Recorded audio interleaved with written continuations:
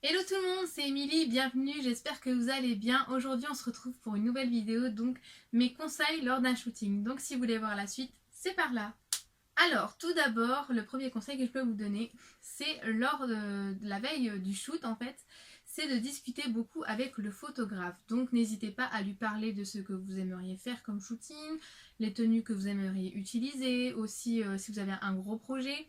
N'hésitez pas à installer de la confiance et de la bonne entente.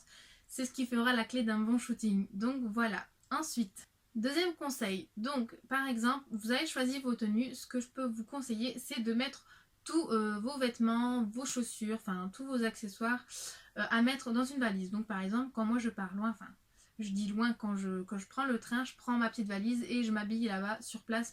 Donc n'hésitez pas à mettre tout dans une valise. Au moins vous êtes tranquille, vous n'avez rien oublié et c'est prêt. Très important aussi, c'est de bien hydrater votre peau. Donc, ce qui va se passer, c'est qu'il va y avoir beaucoup de maquillage sur votre peau, avec la pollution, etc. Donc, n'oubliez pas, c'est de bien hydrater votre peau, c'est très important. Ce que je peux vous conseiller aussi, c'est éventuellement faire des masques ou des gommages. Donc, peut-être pas tous les jours, mais la veille, c'est bien d'en faire un. Moi, par exemple, j'utilise un masque de chez Sephora, il est pas cher. C'est un masque qui va hydrater et réveiller, enfin donc illuminer pardon, ma peau. Donc voilà.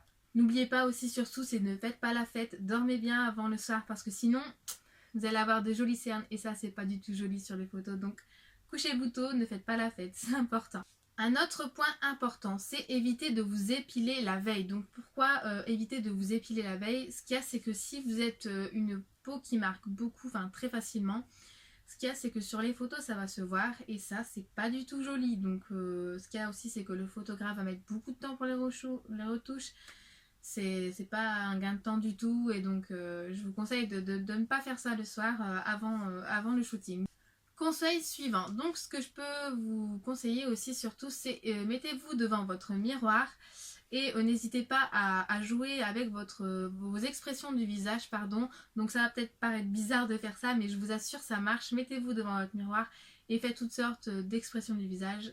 Ensuite aussi prenez des magazines, n'hésitez pas à feuilleter, à regarder comment les mannequins se comportent, comment elles posent. Et entraînez-vous devant votre miroir, moi c'est ce que je fais et ça marche. Donc n'hésitez pas à faire ça, voilà. Concernant les expressions du visage, ce qu'il ne faut pas faire. Donc par exemple, si le photographe vous prend de bas, ce que je peux vous conseiller, c'est de ne pas mettre la tête trop levée. Parce que ce qu'il y a, c'est que ça va vous faire de petits yeux et aussi on va voir vos narines. Donc ça, c'est pas très joli. Donc évitez de vous mettre dans cette position un peu trop la tête en l'air et baissez plus votre tête, ce sera plus joli. Dans le même exemple, mais cette fois-ci, si le photographe vous prend de haut, en fait, ne baissez pas votre tête donc comme ça, parce que ce qu'il y a, c'est que vos yeux vont être comment dire, si vous êtes comme ça et que vous regardez vers le haut, on va voir le blanc de vos yeux, et surtout ça va amincir la lèvre supérieure, et donc ça va pas être très joli. Donc relevez la tête, ce sera nettement plus beau.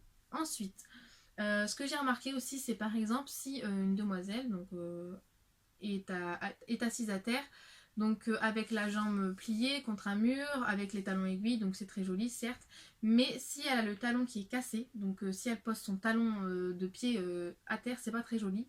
Ce que je conseille en fait, c'est de mettre le talon de la chaussure contre le sol et pas le pied cassé parce que bah, du coup c'est un détail qui tue la photo, je trouve que c'est pas très joli.